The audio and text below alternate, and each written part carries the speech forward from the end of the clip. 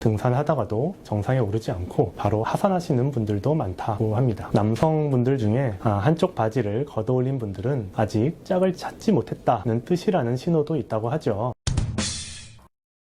안녕하세요. 박세영 변호사입니다. 많은 분이 결혼으로 사랑의 결실을 보지만 예상치 못하게 찾아오는 변수도 있습니다. 바로 이혼입니다. 변호사 일을 하다 보면 다양한 경로로 불륜을 시작하시는 분들을 접하게 되는데요. 요즘엔 오프라인과 온라인을 가리지 않고 불륜 행위를 하시는 분들이 많은 것 같습니다. 고전적인 불륜 장소와 새롭게 떠오르는 불륜 장소가 아름아름 알려지면서 그들만의 커뮤니티를 형성하게 되는데요. 오늘은 대표적인 불륜 장소 탑3를 소개하는 시간을 가져보겠습니다. 참고로 이 불륜을 종용하는 것이 절대 아니고 이런 사례가 있었다라고 재미로 봐주셨으면 좋겠습니다. 첫 번째 장소는 가장 전통적인 장소인 동호회입니다. 등산, 배드민턴, 와인 등 서로의 취미를 공유하는 동호회에서는 불륜의 싹이 자라기 좋은 곳으로 알려져 있습니다. 특히 등산 동호회는 아주 유명하죠. 남들 모르게 시그널을 보내서 등산하다가도 정상에 오르지 않고 바로 하산하시는 분들도 많다고 합니다. 남성분들 중에 한쪽 바지를 걷어올린 분들은 아직 짝을 찾지 못했다는 뜻이라는 신호도 있다고 하죠. 그래서 순수 등산을 목적으로 하시는 분들은 선글라스를 쓰고 이어폰을 낀다든가 하는 것으로 시그널을 좋아한다, 이런 룰도 있다라고 들었습니다. 동호회에서는 취미도 맞고 서로 아는 지식을 공유하고 공통 관심사를 나누다 보면 자연스럽게 호감도 쉽게 생기는 것 같습니다. 두 번째로는 동창회입니다. 부부 동반 모임도 많지만 대부분은 각자 가는 경우도 많은데요. 동창회 한번 갔다가 첫사랑이라도 만나는 날에는 애틋한 감정이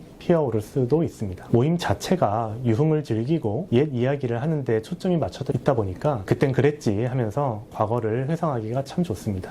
현재 상황과 비교하면 과거는 미화가 되니 굉장히 낭만적이고 애틋하게 느껴지게 되거든요. 게다가 명목상 학창시절 친구라는 관계인이 의심을 사는 일도 적어서 동창회에서 눈이 맞아 불륜을 저지르는 일도 빈번하다고 알려져 있습니다.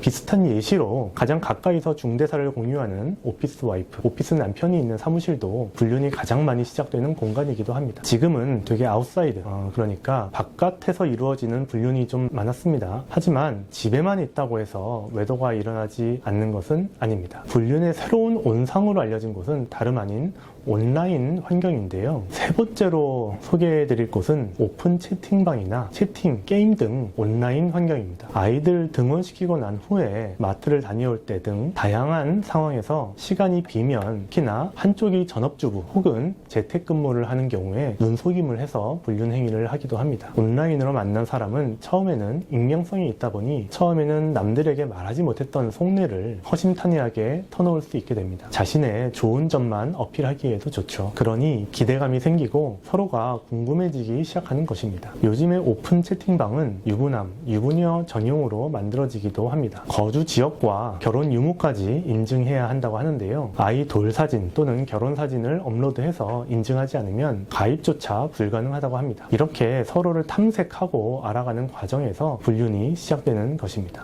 그렇다면 상대방의 외도를 발견하게 되면 어떤 조치를 해야 할까요? 가장 좋은 것은 바로 대화 내용 또는 증거를 영상으로 찍어 남기는 것입니다. 그 순간은 비참하고 복잡한 감정이 들지라도 바로 증거를 덮어버리거나 하지 마시고 영상으로 촬영하여 변호사에게 상담받는 것이 가장 빠르고 확실한 편입니다. 유독 옷이나 옷 매무새에 신경을 쓰기 시작했다거나 외부 출장이 많은 경우 혹은 주말 출근이나 회식이 잦아졌을 때에는 의심해볼 필요가 있습니다. 이렇게 세 가지 대표적인 불륜 장소에 대해 소개해드렸는데요. 법률 자문을 할 때 처음으로 불륜을 알게 된 분을 보면 솔직히 마음이 매우 무겁습니다. 지금 당장은 달콤하고 즐거울지 모르나 남겨진 가족에게는 정말 큰 부끄러움과 수치스러움만이 남습니다. 불륜을 하는 분들은 한 가정을 꾸린 책임감을 잊지 마셨으면 좋겠다라는 말씀 남기면서 이상 마치겠습니다. 감사합니다.